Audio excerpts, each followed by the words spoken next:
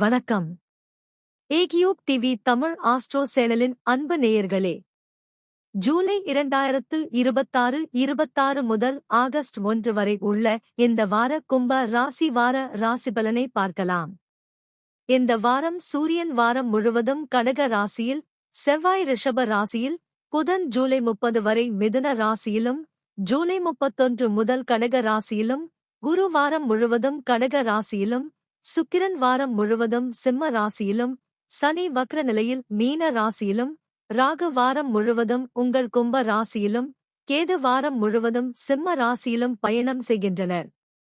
இந்த வாரத்தின் முக்கிய கிரக அமைப்புகளாக கடகத்தில் சூரியன், குரு இணைவு மற்றும் சிம்மத்தில் சுக்கிரன், கேது இணைவு நடைபெறுகின்றன.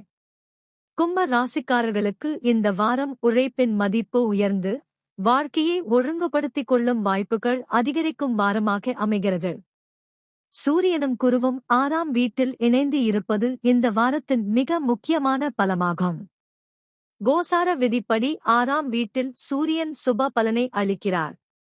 அதே இடத்தில் குருவும் இருப்பதால் வேலைவாய்ப்பு, தொழில் வளர்ச்சி, போட்டிகளில் வெற்றி, உடல்நல முன்னேற்றம் மற்றும் எதிரிகளை வெல்லும் ஆற்றல் அதிகரிக்கும்.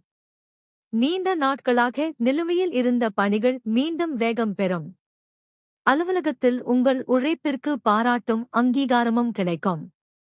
குருவின் பார்வை விருச்சிகம், மகரம் மற்றும் மீனம் மீது விழுவதால் 10ஆம், 12ஆம் மற்றும் 2ஆம் இடங்கள் பலம் பெறுகின்றன.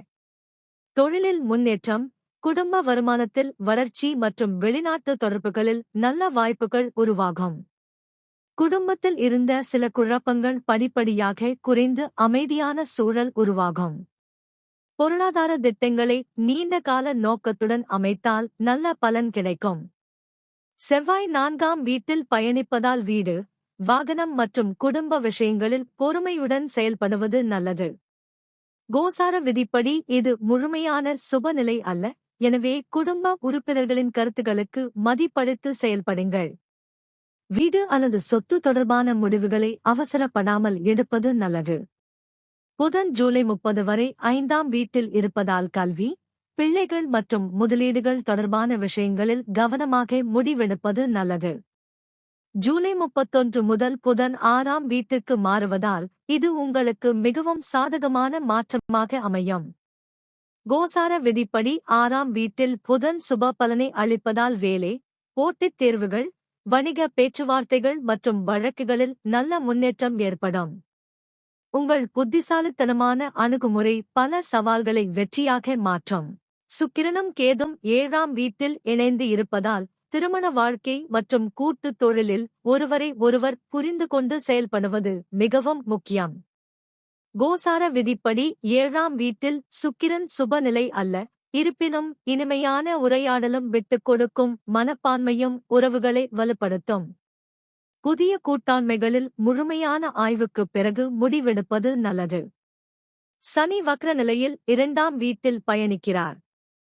இது 7.5 சனியின் ஒரு பகுதியாக இருப்பதால் கோசார விதிப்படி பொறுமை மிகவும் அவசியம். இருப்பினும் வக்ர சனியின் தாக்கத்தால் முன்பு தடைபட்டிருந்த சில பொருளாதார முயற்சிகள் மீண்டும் முன்னேற்றம் காணும் வாய்ப்பு உள்ளது. செலவுகளை திட்டமிட்டு மேற்கொண்டு சேமிப்பில் கவனம் செலுத்தினால் எதிர்காலம் வலுப்படும்.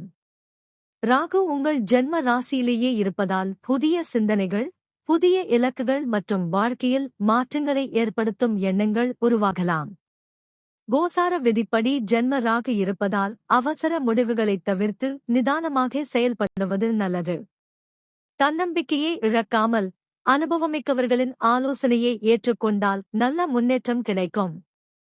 மொத்தத்தில் இந்த வாரம் கும்ப ராசிக்காரர்களுக்கு உழைப்புக்கு உரிய பலன் கிடைக்கும் வாரமாக அமைகிறது.